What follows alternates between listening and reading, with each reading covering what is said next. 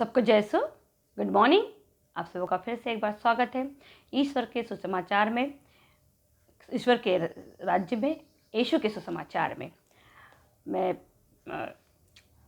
जो पिछले वीडियोस को आप लोगों ने इतने सारे प्यार दिया उसके लिए मैं आपको बहुत धन्यवाद देती हूँ, यीशु को भी धन्यवाद देती हूँ। मैं फिर आप लोगों से बहुत बहुत रिक्वेस्ट करती हूँ कि आप लोग इनको बहुतायत में इन वीडियो को शेयर कीजिए, ताकि ईश्वर का सुसमाचार, ईश्वर के राज्य का सुसमाचार, यीशु का समाचार लोगों तक पहुँचे और वो सही मायने में इसकी महत्व को जाने। जो मिसअंडरस्टैंडिंग आज लोगों में है कि क्रिश्चियनिटी एक धर्म है और ये धर्म वाले ऐसा करते वैसा करते, वो मिसअंडरस्टैंडिंग लोगों के दिलों से, दिमाग से निकले। पहली बात। फिर मैं बोलती हूँ, ईश्वर का जो राज्य का जो समाचार है वो खाने पीने और सोने के लिए नहीं है। ये उन लोगों के लिए है जो आत्मा में जीवन बिताने के लिए तत्पर है। वो उन लोगों में जो अपने मन के विचारों से लड़ने के लिए तैयार है, अपने शारीरिक तकलीफ़ों से लड़ने को तैयार है और अपने आत्मिक जीवन को बेहतर बनाने को तैयार है। मैं फिर कहती हूँ, कोई भी परिवार परफेक्ट नहीं है। ये बात आपसे मेरे से पहले यीशु राजा जानते हैं, लेकिन हम कोशिश कर सकते हैं। हमारे घर में कितनी कमियां हैं वो देखने से अच्छा कि हमारे घर में कितनी अच्छाइयाँ हैं, ये बहुत मेन पॉइंट है। तो इस पे आप ज़रूर अपने परिवारों में एक सोच रखिए कि मेरा परिवार मैं कैसे दिन पे दिन और बेस्ट से बेस्ट कर सकती हूँ या कर सकता हूँ। इन दिनों में सभी चर्चों में हर जगह अपना परम प्रसाद, फर्स्ट कम्युनियन और दीर्घन संस्कार का प्रोग्राम चल रहा है और बच्चों को इसकी तालीम शिक्षा दी गई है। आज हमारे चर्च में था, मे भी पिछले हफ्ते किसी और चर्च में होगा या था। परम प्रसाद क्या है, ये बहुत गहराई हमारे एक्चुअली क्रिश्चियनिटी का जो मेन सार भी है ना, जो परम प्रसाद वो है। हम इस बात पे विश्वास करते हैं कि वो जो रोटी है ना, वो रोटी कुछ सिंपल प्रसाद नहीं है या कुछ पेट भरने की कोई चीज़ नहीं है। जब वो पवित्र वेदी पे फादर उस रोटी को लेके तोड़ते हैं तो वो यीशु के शरीर में कन्वर्ट हो जाती है। और उस रोटी को जब यीशु के शरीर में कन्वर्ट होता है तो उस रोटी से लेके यीशु में कन्वर्ट होने का जो सफ़र है, उस सफ़र का महत्व हमारे उन बच्चों को समझना बहुत ज़रूरी है। परम प्रसाद, दीर्घन संस्कार, ये सब हमें यीशु के उस रोटी में बदलने के उस प्रोसीजर में करीब ले जाने के लिए है। और ये बहुत ज़रूरी है कि इसकी शुरुआत, परम प्रसाद की शुरुआत बोलो या दीर्घन संस्कार की शुरुआत बोलो, आपके घरों से होनी चाहिए। यीशु को उठाया लेके जाने से लेके तोड़ने का तक का, यीशु उठाए जाने से लेके तोड़ने से, ये जो पूरा सिस्टम है इसको आपको मुझे समझना होगा। और यही बच्चे नहीं समझेंगे, आपको उन्हें समझाना पड़ेगा। यदि एक बच्चा स्कूल रोज़ जा जाके 90-80% मार्क ला सकता है, तो वही बच्चा रोज़ घर में प्रार्थना कर करके इस प्रोसीजर को क्यों नहीं समझ सकता। वही टीचर उसको सालों से साल पढ़ाते रहती है और उसको समझ में आ जाता। तो एज ए पेरेंट्स आपके बच्चों का शारीरिक बुद्धि का विकास करने का काम में भी टीचर्स लोग कर सकते हैं, लेकिन आपके बच्चों का आध्यात्मिक विकास, आत्मिक विकास करने का काम उसका जो गुरु है, टीचर है, वो आपको बनना पड़ेगा, जरूर बनना पड़ेगा। क्योंकि यदि आपने आपके बच्चों को आत्मिक जीवन में आगे बढ़ने के लिए कोई शिक्षा नहीं दी तो वो सिर्फ एक जवान, हट्टे कट्टे, ऊंचे पूरे खूबसूरत बच्चे बनेंगे। इसके अलावा उनके पास एक्स्ट्रा का कोई ऐसा खास पर्सनालिटी नहीं होंगे जिससे वो यीशु के सुसमाचार की पहचान उनके कैरेक्टर से होंगी। सब बाकी के अन्य जाति के लोग अपने बच्चों को उनकी नौकरी के लिए, उनकी खूबसूरती के लिए, उनकी पर्सनालिटी के लिए बताते, वैसा ही आप और मैं बताएंगे। तो ये समय है आपको इन बातों पे अपने बच्चों को शुरुआत परम प्रसाद की अगर आपको देना है, कल देना है, परसों देना है, तो उस रोटी को उठाए, यीशु को उठाए जाने से लेके क्रूस पे टूटने तक, यीशु को उठाए जाने से लेके क्रूस पे उठने तक का जो प्रोसीजर है, वो आपको आपके बच्चों को समझाना पड़ेगा, आपको बताना पड़ेगा कि जो परम प्रसाद लेने के लिए जो बच्चे आए हैं, जो ले रहे, वो किसको ले रहे, वो जो शक्ति है उसने उनके लिए क्या किया है, वो शक्ति उनके जीवन में क्या मायने रखती है, क्या वो उसके लिए वो रिस्पेक्ट उनके दिल से निकल रही है कि वो 1 घंटा, पौन घंटा चर्च में शांति से बैठ सकते हैं। अगर वो ऐसा कर रहे हैं, इसका मतलब वो रोटी के यीशु को उठाए जाने से लेके क्रूस पे टूटने से लेके उठाए जाने के उस प्रोसीजर को समझ रहे हैं। अदरवाइज एक रीति रिवाज का पार्ट बन जाएगा परम प्रसाद और दृढ़ीकरण संस्कार। तो दोस्तों जरूर आप लोग इस पे अपने घरों में मनन चिंतन कीजिए। आज का जो मेरा टॉपिक है, जो सब्जेक्ट है, वो है प्रज्ञा। क्या है प्रज्ञा, क्यों जरूरी है प्रज्ञा? यदि आपने आपका बच्चा छोटा है या आप भी अभी भी सांसारिक लोगों के बीच में ठीक से आचरण नहीं करना जानते हैं, तो आपके लिए भी एक बहुत अच्छा मेरे तरफ से गिफ्ट है, परमेश्वर की तरफ से गिफ्ट है। प्रवक्ता ग्रंथ, प्रज्ञा ग्रंथ, उपदेशक ग्रंथ और सुक्ति ग्रंथ, ये चारों ग्रंथ आपको जिंदगी कैसी जीनी है, कैसा आपका लोगों के साथ आचरण होना चाहिए, कैसी बातें होनी चाहिए, कैसा पहनावा होना चाहिए, सब चीज़ों की, छोटी मोटी चीज़ों की जानकारी ना आपको ये 4 ग्रंथ आपको देते हैं। आप बड़े भी होंगे तो भी इसे पढ़िए, आप छोटे भी हो तो आपको पढ़ के बहुत सी चीज़ें मालूम पड़ेंगी कि ये तो सारी गलतियाँ मैं कर चुका हूँ या कर चुकी हूँ, तो आप उसको कहीं ना कहीं सुधारेंगे। मैं बता रही हूँ, आपको बार बार बताने की कोशिश कर रही हूँ कि हमारे पवित्र बाइबल के बाहर में कहीं भी कुछ भी जिंदगी नहीं है। दुनिया की ऐसी कोई किताब नहीं है जिसका मूल आधार पवित्र बाइबल नहीं है।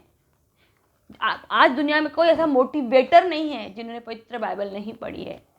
मैंने पिछली बार कहा था, आज फिर कह रही हूँ, आज दुनिया के सारे मोटिवेटर क्या बेच के पैसा कमा रहे हैं? विश्वास बेच रहे। बोलते अपने आप पे विश्वास करो तो कुछ भी बंद कर सकते हो, और बिल्कुल सही है।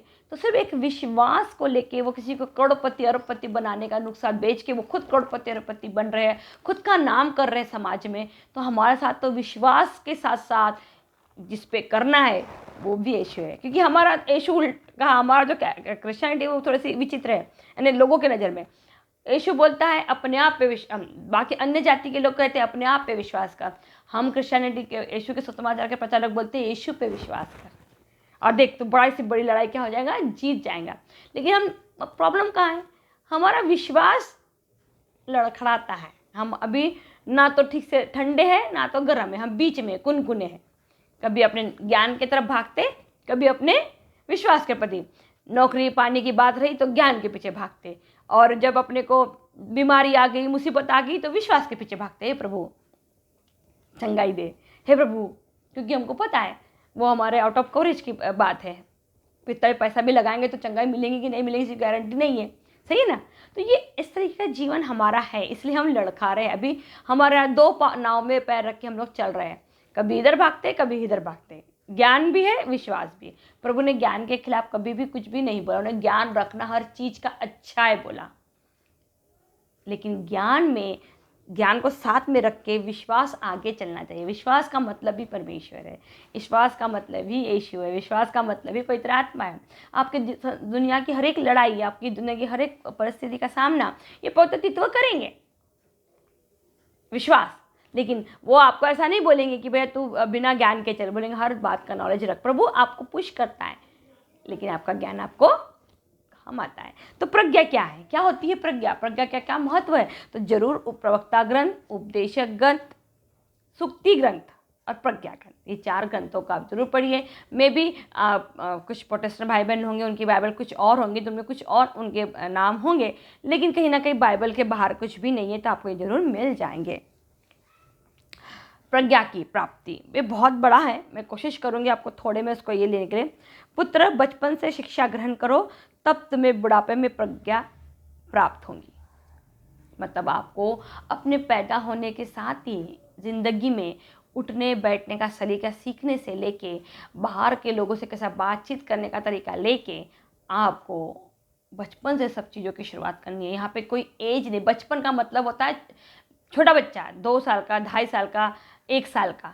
यहाँ से आपको अपने बच्चे को, आपको मेरे को अपने बच्चों को सिखाना है। हो सकता है हमको लेट इन्फॉर्मेशन मिला, लेकिन कोई बात नहीं, हम आने वाली पीढ़ी के लिए ये बात अप्लाई कर सकते हैं। बचपन से सीखोगे तब जाके बुढ़ापे में मिलेंगी। तुम हल चलाने और बोने वाले की तरह प्रज्ञा प्राप्त करने का प्रयत्न करो और उसके अच्छे फलों की प्रतीक्षा करो।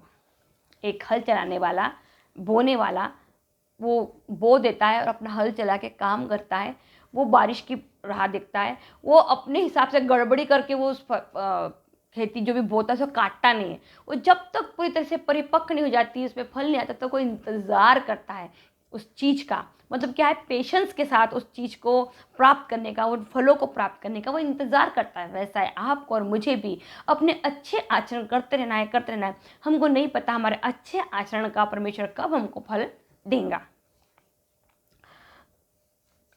तुम्हें कुछ समय तक परिश्रम करना पड़ेगा, किंतु बाद में उसे शीघ्र प्राप्त करोगे। अज्ञानियों के लिए प्रज्ञा बहुत कठिन होती है और ना समझ उसकी साधना में दृढ़ नहीं रहेगा। प्रज्ञा भारी पत्थर की तरह उसकी परीक्षा लेती है और वह उसे फेंक देने में देर नहीं करेगा। देख लीजिए, अज्ञानियों, जो लोग ज्ञान, मैंने बोला था ना, प्रभु ज्ञान के खिलाफ नहीं है, और जो ज्ञानी लोग होंगे वो नियम, डिसिप्लिन, आज्ञाओं को मानने के लिए नहीं है करेंगे। लेकिन जो अज्ञानी लोग हैं वो सब चीज़ों के क्या करेंगे, मनमाना जीवन जीने में इंटरेस्टेड है। जिनको अपनी एक लाइफ स्टाइल है, उस लाइफ स्टाइल में अगर कोई एक भी व्यक्ति घुस जाता है या कुछ एक भी सिस्टम घुस जाता है तो वो उसको स्वीकार नहीं करते। ये है अज्ञानी लोग। ज्ञानी लोग, दूसरा, ये लोग किसी भी चीज़ के लिए पेशेंस नहीं है इनमें, इनको इंस्टेंट रिजल्ट चाहिए और हर सवाल का जवाब भी आज का यूथ देखिए आप, एक सवाल आप कीजिए वो 2 सवाल पढ़े जवाब देता है आपको इंस्टेंट। हर चीज़ में उनको इंस्टेंट चाहिए। लेकिन आज देखिए, बस यूथ को क्या बोलना, आज का जमाना ही वैसा इंस्टेंट ही चाहिए। लेकिन वही कुछ ज्ञान की बातें उनको पूछ ली जाए या कुछ ऐसी काम की चीज़ आप एक मेरे को पूछिए जिसमें कुछ वैल्यू है, जिस बातों का मुंह ही नहीं खुलेगा। वो आपको धीरे से छोड़ के भाग जाएंगे, आपके से बस धीरे छोड़ के चल जाएंगे। ये है आज का जनरेशन। ये प्रज्ञा नहीं है उसमें। अगर जिस इंसान में प्रज्ञा रहेगा वो पेशेंट के साथ उस चीज़ को सुनता है।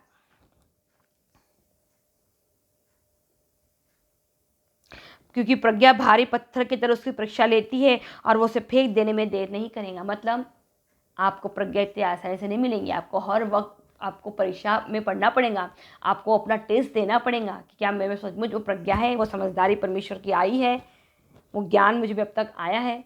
तो आपको आगे वाले व्यक्ति के आचरण के हिसाब से नहीं, आपको अपनी प्रज्ञा के हिसाब से उसका आचरण करना पड़ेगा। हो सकता है आगे वाला व्यक्ति आप पे दोष लगाने बैठ गया, आगे वाला व्यक्ति आपको हर बात में गलत साबित करने का लग गया, बहस करने, तो आप भी उससे बहस करने को मत लग जाइए, क्योंकि वो प्रज्ञा नहीं है। सही है। ये बाइबल का ये जो बाइबल के जो हर एक वचन है, ये किसके लिए लिखे गए हैं? ये पढ़ पढ़ के किसी दूसरों को सुनाने के लिए लिखे नहीं गए हैं, ये हमारे चरित्र के निर्माण के लिए लिखे गए हैं।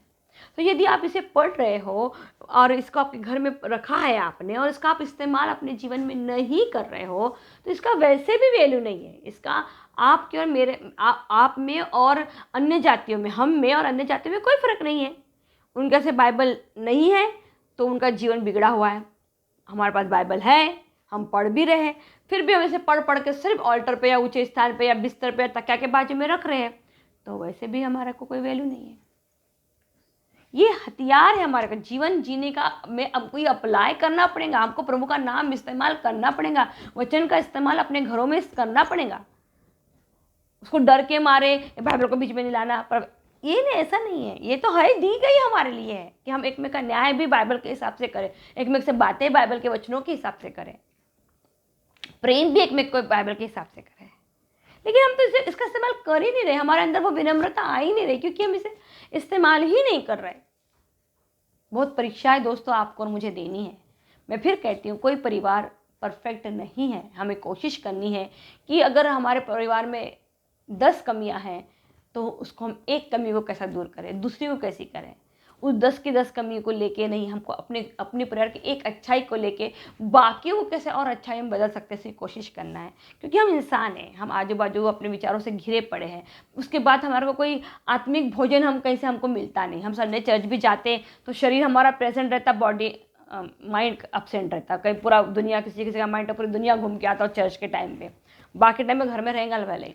तो इस तरीके का हमारा आत्मिक जीवन है। तो आपको सचमुच लगता है कि सिर्फ 1 घंटे का वो चर्च हमारे जीवन को कुछ स्ट्रॉन्ग बना सकता है?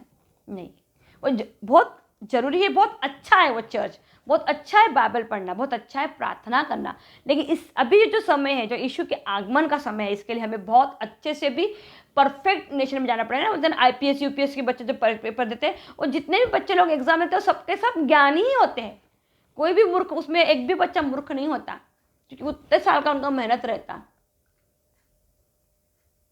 लेकिन सबके सब नहीं सिलेक्ट होते। क्यों? क्योंकि वो ज्ञानियों से भी ज्ञानी होता है। ज्ञान को प्रेजेंट करने का जो प्रेजेंटेशन होता है ना, वो बात उन बच्चों में होती है जो चुने जाते हैं। ज्ञान तो सभी के पास है, वो जितने भी बच्चे वहाँ पास होते हैं, जितने भी फील्ड में जाते हैं, वो सब ज्ञान लेके ही जाते हैं, मेहनत करके ही जाते हैं। तो फिर क्या होता है, वो उस पोस्ट के प्रेजेंट कैसे करते हैं अपने आप को, उन आंसरों को प्रेजेंट कैसे देते हैं, सरों के सामने खड़े कैसे रहते हैं, बोलते कैसे, दैट्स इट। यही समय अब आ गया है। अब हम सब एग्जाम में पार्टिसिपेट कर चुके हैं, हम सब में प्रभु के बाइबल का ज्ञान आ चुका है। अब समय आ गया है कि हम उस ज्ञान को अपने अंदर लेके उसको प्रेजेंट कैसे करते हैं अपने द्वारा। यीशु की इस प्रज्ञा को, बहुत बड़ा चैप्टर है प्रवक्ता ग्रंथ का 6वां, प्रज्ञा ग्रंथ का 18 से लेके आप इसे पूरा पढ़िए एंड तक। प्रभु की आज्ञाओं का चिंतन करो, उसके आदेशों का पालन करो, ये आखिरी है, और तुम्हारा मन दृढ़ रहे करेगा, तुमको ये प्रज्ञा देगा, इसकी तुम कामना करते हो। ये आखिरी पॉइंट, ये प्रज्ञा है, ये प्रज्ञा की प्राप्ति पढ़िए, बहुत बढ़िया है। लेकिन मैं फिर कहती हूँ, ये समय हमारे को अपने आप को प्रेजेंट करने का आ गया। अब ज्ञान का समय गया है, ज्ञान तो अब सबको आ गया। अभी तो अगर मैं फिर पहले भी मेरे वीडियो में बताता, फिर बता रही हूँ कि अब पूरे वर्ल्ड वाइड सबसे ज़्यादा क्रिश्चियन लोग हैं, सेकंड नंबर पे मुसलमान लोग हैं। तो मुसलमानों से तो हमारा कोई दुश्मनी है ही नहीं, कहीं ना कहीं हमारे भाई बंधु है। वो किसी दूसरे की आराधना नहीं करते, हमारे स्वर्गीय पिता की स्तुति आराधना करते हैं। वो यीशु को स्वीकार नहीं कर रहे, बात अलग है, वो उसका न्याय पिता करेगा। लेकिन ये बात भी सही है, वो किसी देवी देवता, किसी अन्य जातियों को नहीं इस्तेमाल करे, किसी पूजा पाठ को नहीं करते, वो किसी करते, वो हमारे स्वर्गीय पिता की स्तुति आराधना करते। तो आप और मैं वही 2 बच गए। अगर मुसलमान और क्रिश्चियनिटी को मिला जाए तो वर्ल्ड में बचे ही कौन था? कोई, हम दोनों अगर मिल जाए तो अन्य जाति के कोई भी सेक्टर के लोग हमारा सामना नहीं कर सकते। तो हमारा लड़ाई किससे है? किसको हमको बताना है? हमको आपस में ही मेरे को प्रूफ करने की अब जरूरत है। क्यों? क्योंकि हम ज्ञान तो सब में आ गया, मुसलमानों में भी, मुसलमान भाई बहनों में भी है प्रभु परमेश्वर को लेकर ज्ञान, और हम क्रिश्चियन लोगों में भी प्रभु का ज्ञान भरपूर। तो कमी कहाँ आ रही? क्यों लोग आज भी इंडिया में लोग स्वीकार नहीं कर पा रहे? इतने ज्ञान चिल्ला चिल्ला के प्रचार हो रहा है, फिर भी क्यों? क्योंकि हमारा प्रेजेंटेशन में कमी है। हमारे उस ज्ञान को जो हमने लिया है, यीशु के ज्ञान को, जो उस बाइबल को हम रोज पढ़ते हैं, जो यीशु के कैरेक्टर पे हम घुसे पड़े हुए, वो कैरेक्टर हमारे कैरेक्टर से बाहर नहीं आ रहा, प्रेजेंट नहीं हो रहा। हम हर बात पे हाइपर है, हम हर बात पे गाली गोच है, हम हर बात पे लाउडली आवाज़ है। आप बोलो या मैं अपने आप को इससे अलग नहीं करती। मैं फिर बोलती हूँ, मेरा वीडियो अपने आप को सुपीरियर बताने का नहीं है, मैं बता रही हूँ कि हमसे कमियाँ क्या हो रही है। आप भी है और मैं भी हूँ, मेरा भी परिवार है और आपका भी परिवार है। तो मैं बता, इतने सारे क्रिश्चियंस आज हो चुके हैं, तो क्या प्रॉब्लम क्या रहा? क्योंकि वो जो क्रिश्चियनिटी, जो यीशु के जो गुण है, वो हम प्रेजेंट नहीं कर पा रहे। आज बहुत अच्छा मिसेम फादर ने बताया कि महात्मा गांधी ने इतने सारे बुक्स पढ़ी, वो प्योर ब्राह्मण थे, उन्होंने उनकी खुद की गीता शायद पढ़ी होंगी, पर उन्होंने वो कहा कि मैंने बाइबल पढ़ने के बाद मुझे एक ही बात बहुत समझ में आ गई कि अपने दुश्मनों से भी क्या करो, प्रेम करो। और इसलिए उन्हें अहिंसा का रास्ता अपनाया। ये टॉपिक कहाँ था? ये टॉपिक तो अहिंसा का टॉपिक था ही नहीं उस वक्त तो बस मारना गाड़ना, एक राज्य दूसरे राजा के खिलाफ लड़ रहा था, लड़ाइयाँ हो रही थी, युद्ध हो रहे थे। महात्मा गांधी एक पहले ऐसे व्यक्ति आए थे जिन्होंने अहिंसा का इस्तेमाल किया। तो कैसे आया? बाइबल। उन्होंने क्या किया? अपने आप को प्रेजेंट किया। यीशु के कैरेक्टर में महात्मा गांधी ने प्रेजेंट किया। उन्होंने यीशु को ग्रहण नहीं किया, बपतिस्मा नहीं लिया, परम प्रसाद नहीं लिया, लेकिन चरित्र तो यीशु के समान ही जिया ना। उन्होंने कभी किसी को पलट के गाली नहीं दिया, उन्होंने किसी को पलट के किसी को मारा नहीं, उन्होंने पलट के किसी को दोष नहीं दिया। तो क्या था ये? वो जो बाइबल उन्होंने पढ़ी थी, वो जो उन्होंने किया था, वो जो ज्ञान उन्होंने अर्जित किया, उस ज्ञान को प्रेजेंट किया, रिप्रेजेंट किया, इसलिए चुने गए। आज महात्मा गांधी सिर्फ हमारे इंडिया में नहीं, दुनिया का ऐसा कोई कोना नहीं जहाँ महात्मा गांधी को लोग पहचानते नहीं होंगे। सही है? तो ये है हमारा, ऐसा ही प्रेजेंट टेंस है दोस्तों आपका और मेरा होना चाहिए। लोग हमारे नाम से, हमारे कपड़ों से, हमारे घर के लाइफ स्टाइल से, हमारे खाने से, हम घर के फर्नीचर से हमको पहचानना नहीं चाहिए, हमारे प्रेजेंटेशन से पहचानना चाहिए। अरे यार ये तो बंदा है ना, इसके आओ भगत से ना बिल्कुल क्रिश्चियन लगता। मैंने पहले भी आपको बताया था, मैं फिर ताती मैं ट्रेनिंग में गई थी और वहाँ पे सब अदर कास्ट के बच्चों का ट्रेनिंग था, क्योंकि मैं भी पहले मेरे डैडी के हिसाब से एसटी कोटे में थी, तो मुझे भी वहाँ पे एडमिशन मिली। और मैंने बताया कि मैं भी एसटी हूँ करके, उस कार्ड के हिसाब से। उस वक्त मुझे इतना नहीं प्रभु का ज्ञान था। मेरे को 8 दिन में लड़कियों ने पहचान लिया। मेरा नाम तो मैंने संगीता बताई थी, कोई क्रिश्चियन नाम, इंग्लिश नाम नहीं बताई थी। 8 दिन में बता दिया तो एसटी नहीं है, तेरे बात करने के तरह से, तेरे कपड़ों के तरीके से, रहने सहने के तरीके से तू क्रिश्चियन लगती है। ये भी बात आपको पहचाना चाहिए लोगों ने, आपके चरित्र से। मेरे जीवन में ऐसे कई एग्जाम्पल आए, मुझे कोई फर्क नहीं पड़ता कोई मुझे क्या बोलता क्या करे, पर मेरे को प्रभु ने ऐसे कई बार मेरे व्यवहारों से लोगों के मुँह से ये बुलवाने लगाया प्रभु ने कि ये देखो तू ना अन्य जाति की नहीं लगती, तू क्रिस्तीय लगती है।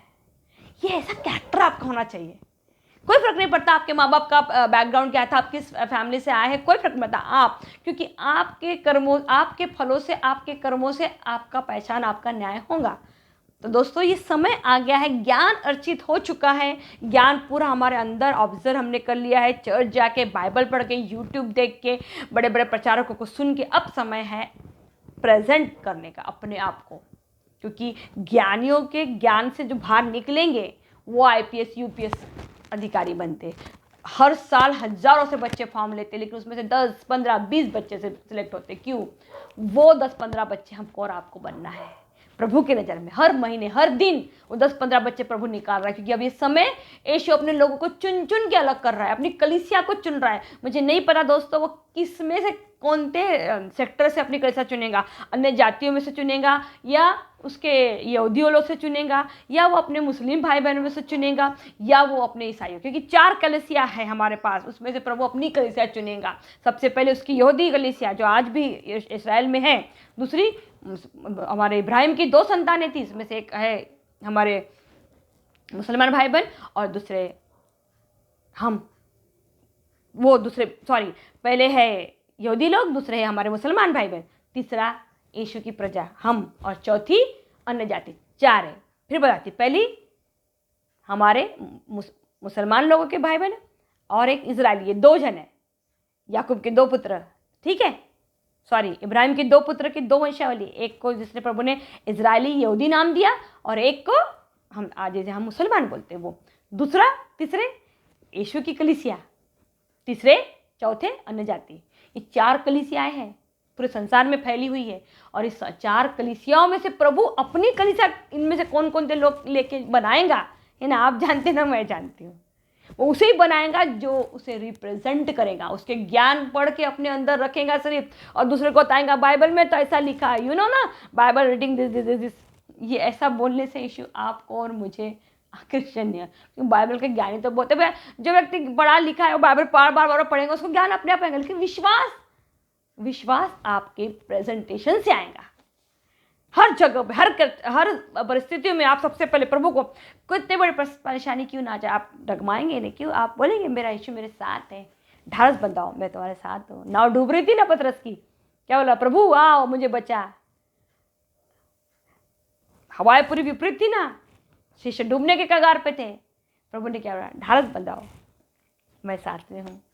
वो ढारस हमारे पास होगा जिस दिन, वो विश्वास हमारे पास जब होगा यीशु के नाम का, अपने ज्ञान का, अपनी प्रॉपर्टी का, अपनी जॉब का, आपकी खूबसूरती का, आपकी प्रॉपर्टी का नहीं कि भाई मेरे घर पर कुछ भी प्रॉब्लम मुसीबत आ जाए, मेरे पास तो जॉब है, मेरे पास तो ये है, भी लड़ लूँगा। नहीं, मेरे डेजमैन के पास कोई प्रॉपर्टी नहीं थी, मैं सच्ची बताती हूँ। मैं तो हंसती हूँ लोगों से, जब लोग सोचते ना सब प्लानिंग करते हैं। 60 रुपये पे रोज के कमाता था डेजमैन, तब से ज़िंदगी शुरू की है। 60,000 कितने कमाता, अब मैं बता रही हूँ मैं आपको, मैंने आज तक डेजमैन को उसकी पगार नहीं पूछी हूँ, मैंने आज तक कभी उसके पर्स में हाथ डाला नहीं है कि भाई मुझे इतना दे उतना दे। मेरे को प्रभु ने इतना आशीषित किया है, मैं बता ही नहीं सकती हूँ। मेरे बच्चों से लेके, मेरे डेजमैन से लेके, मेरे पड़ोसियों से लेके, हर रिलेटिव, सबकी मिसअंडरस्टैंडिंग अपने आप ही दूर हो गई। मैंने किसी को अपने आप को जाके प्रूव करने की किसी को कोशिश नहीं की। मैं प्रभु के सामने अपनी हर गलती के लिए क्षमा मांगती गई और मैं आगे बढ़ती गई। प्रभु मुझे क्षमा करते गए, मुझे गलतियों का मुझे जो पश्चाताप के जो करना प्रभु ने मुझसे वो भी कराया। तकलीफें आई, बहुत तकलीफें आई, लेकिन मैंने यीशु के नाम पे उनसे मुंह नहीं फेरा। मैं किसी के पास जाके सिलेंडर नहीं हुई। माफ़ी मैंने बोली कि मैंने प्रभु से मांगा, मैंने किया तो मुझे अब इसका पश्चाताप करना ही है, और मैंने किया। मैं धन्यवाद देती हूँ यीशु राजा को, मुक्तिदाता को, कि राजेश के नाम पे उसने मुझे इतना अच्छा आदम दिया कि उसने मेरी हर कंधे से कंधा मिला के हम दोनों ने हमारी हर गलती के लिए सर्वप्रथम स्थान प्रभु के चरणों में गए। पहले अरेंजमेंट नहीं करते थे, लेकिन जब उनके जीवन में इतने बड़े बड़े मिराकल्स हो गए, और जिस मिराकल के लोग लाखों करोड़ों रुपए देते, बड़े बड़े लोगों की पहचान का इस्तेमाल करते, वहाँ प्रभु ने हमारे किसी की पहचान की जरूरत नहीं पड़ी, हमारे को किसी रुपए की जरूरत नहीं पड़ी। यूं चुटकी में प्रभु ने हमें वहाँ से निकाल दिया।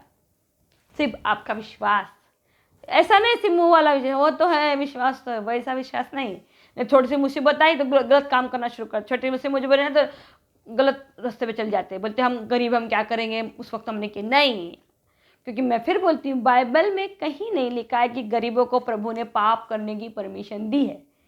उसकी लाठी सब पे एक समान ही चलेंगी, वो किसी के साथ पार्शलिटी नहीं करता। उसके लिए कोई गोरा नहीं, कोई काला नहीं, कोई खूबसूरत नहीं, कोई बदसूरत नहीं, कोई मेल और कोई फीमेल नहीं, उसके लिए कोई जेंडर नहीं है। उसके लिए आत्मा का न्याय होगा, और आत्मा में कोई जेंडर नहीं होता। हम सब स्वर्गदूतों के न्याय उसके सामने खड़े रहेंगे। आत्मा को जीवन, आत्मा का बस एक ही है, जीवन मिलेगा। अब ये डिसाइड आपको करना है। आत्मा को भी दो, आत्मा को अमरता का जीवन है, मैंने बताया, जैसे मैंने पिछली बार बताई थी, अभी फिर बता रही हूँ। आत्मा को भी जीवन मिलेगा, लेकिन अमरता का मिलेगा या नरक में जाने का मिलेगा, स्वर्ग राज्य मिलेगा, नरक राज्य, ये आत्मा के न्याय के ऊपर डिपेंड है। तो आत्मा का न्याय होगा शरीर के बेस पे, कि आपने शरीर में रहते हुए कितने अच्छे काम किए, शरीर में रहते हुए कितना यीशु को रिप्रेजेंट किया, तब आपका न्याय होगा। आपने शरीर में रहते हुए कभी भी वचनों को 1 रुपये का रिप्रेजेंट किया ही नहीं, ज्ञान से भर भी गया आप, लेकिन कभी आपके कैरेक्टर में, आपके व्यवहार में यीशु आया ही नहीं, तो फिर आपका न्याय आत्मिक रूप से पिता परमेश्वर कैसे करेंगे। तो दोस्तों ज़रूर इस पर मनन चिंतन कीजिए। प्रज्ञा ग्रंथ घर में ज़रूर जाके पढ़िए। और फिर बोलती हूँ, चारों वैसे तो पूरी बाइबल ही हमारे जीवन को सुधारने के लिए, संवारने के लिए और हमारे विश्वास में मजबूत करने के लिए लिखी गई है। सुधारने के लिए, संवारने के लिए और हमारे विश्वास को मजबूत करने के लिए बाइबल हमको दी गई है, ताकि हम विश्वास करें कि जिस शक्ति का मानते पूजते वह कुछ ऐसी चिल्लर में, हवा में बिकने वाली चीज़ नहीं है। वो ऐसा नहीं कि कहीं जाके हमने बस बैठ गया और कुछ भी हो जाए। वो शक्ति हमारे अंदर काम करती है। वो एक्चुअली सीसीटीवी कैमरा है ना हमारे अंदर, एक प्रभु ने एक सीसीटीवी कैमरा हमारे अंदर नाम पे लग गया है, यीशु नाम का सीसीटीवी कैमरा लगा हुआ है। अब आपके ऊपर वो सिर्फ रिकॉर्डिंग करेगा आपके अंदर, वो आपको मना नहीं करेगा, सिर्फ रिकॉर्डिंग करेगा। जिस दिन आपका न्याय होगा ना, उस दिन वो रिकॉर्डिंग आपको दिखाएगा। क्यों? ताकि आप उससे बहस नहीं कर सको। अभी तो अपन बहस करते हैं ना, एक से बहुत बहस करते हैं, लेकिन उस वक्त आप यीशु से बहस नहीं कर पाओगे, रिकॉर्डिंग दिखाएगा। क्यों? क्योंकि यीशु आपको रोकेगा नहीं, आपके किसी गलत काम के लिए रोकेगा नहीं। क्यों? क्योंकि उसने बोला मैंने तेरे लिए इतना त्याग बलिदान कर दिया, अब चॉइस तेरी भैया। उसने आपको एक इंडिविजुअल माइंड दिया है ना, खुद का डिसीजन लेने के लिए। प्रभु ने कभी भी किसी को गुलाम नहीं बनाया, वरना वो इंसान ने मतलब रोबोट बनाता, उठ तो उठ, बैठ तो बैठ, जा तो जा। रोबोट नहीं बनाया, इंसान बनाया। क्यों बनाया इंसान? क्योंकि इंसान के पास प्रभु ने खुद का सोचने का एक दिमाग दिया है। इतना महान है हमारा पिता, इतने शक्तिशाली होने के बावजूद भी उसने अपने आप अपने नीचे में गुलाम नहीं बनाया, हमको गुलाम नहीं बनाया। लेकिन आज हमने और आपने प्रभु का इस्तेमाल इस तरीके से हम करते हैं, या हमारे बच्चों को परम प्रसाद कम्युनिटी में देते हैं कि उन्हें प्रज्ञा नहीं है, हमारे जीवनों में से प्रज्ञा खो गई है। कब कहाँ कैसा बात करना है, किस तरीके से रहना है, जीना है, बोलना है, हमको नहीं पता। ये प्रज्ञा आपको सिखाएंगी, कैसी परिस्थितियों में कैसा सा व्यवहार करना है, ये हमें प्रज्ञा सिखाएंगी। और प्रज्ञा का मतलब ये है कि ईश्वर पे विश्वास। तो दोस्तों जरूर इस पे आप मनन चिंतन कीजिए और अपने परिवारों में इसकी वैल्यू को बताइए। आइए एक छोटी सी प्रार्थना से हम अपने इस वीडियो को समापन तक ले जाते हैं। हे मेरे स्वर्गीय पिता, तो अपने बच्चों का मन जानता है, तो अच्छे से जानता है हमें क्या कमियां हैं, तो हमारी कमियों के बारे में बात करने नहीं, तो हमारी अच्छाइयों को देखने की उम्मीद करता है। तो चाहता है कि हम दिन पे दिन तेरे ज्ञान को अपने अंदर अर्जित करें, और सिर्फ ज्ञान को अर्जित करने के बाद हम तेरे को अपने चरित्र में, अपने कैरेक्टर में रिप्रेजेंट करें, ताकि हम हमारे उस रिप्रेजेंट से जाने जाए, माने जाए कि हम तेरे बच्चे हैं। क्योंकि प्रभु समय आ गया है कि तू अब अपनी कलीसिया को चुन रहा है। हमें नहीं पता प्रभु तो अपनी कलीसिया को किस में से चुनेगा? 4 भाग तूने किए हैं प्रभु, तेरे अपने लोग, यहूदी लोग, हमारे मुसलमान भाई बहन, यीशु की चुनी हुई प्रजा, यीशु की 12 प्रेरितों की कलीसिया और अन्य जातियाँ प्रभु। इनमें से हमको नहीं पता प्रभु कि तू अपनी कलीसिया बनाएगा, जब अपने पुत्र के यीशु के लिए अपनी कलीसिया बनाएगा तो उस कलीसिया में से तू किसको चुनेगा प्रभु। प्रभु हमें इस योग्य बना कि तेरी नज़र हम पे पड़े और तू हमें अपनी कलीसिया में शामिल करे प्रभु। हमारी अच्छाइयों को दिन पे दिन बढ़ा प्रभु, ताकि हमारी धार्मिकता तेरे योग्य ठहर जाए प्रभु। मैं प्रार्थना करती हूँ अब मेरे परिवार के लिए और साथ में उन सभी परिवारों के लिए जो मेरे इन वीडियो को देख रहे हैं प्रभु और तेरे इस वचन को सुन रहे हैं प्रभु और इससे आशीषित हो रहे हैं प्रभु। मैं उन सारे परिवार को भी तेरे पवित्र चरणों में रखती हूँ, उनके बच्चों को, उनके परिवारों को, उनकी नौकरियों को, उनकी बीमारियों को, सबको तू चंगाई प्रदान कर, सबको तू आशीषित कर और उन्हें तो इस योग्य बना कि तू तेरा पुत्र जो अपनी कलीसिया को चुने तो उनके परिवार भी इस कलीसिया में शामिल हो जाए। मैं अपनी सारी प्रार्थनाएं विनती तेरे चरणों में सौंपती हूँ, किसी और के नाम से नहीं प्रभु, परंतु किंतु एक ही एक पवित्र नाम, सारे नामों से ऊंचा नाम, वो नाम है यीशु, तेरे प्रिय पुत्र और हमारे मुक्तिदाता उद्धारकर्ता यीशु के नाम से मैं अपनी सारी प्रार्थनाएं विनती तेरे पवित्र चरणों में सौंपती हूँ। उसे तू सुन और कबूल कर। आमीन।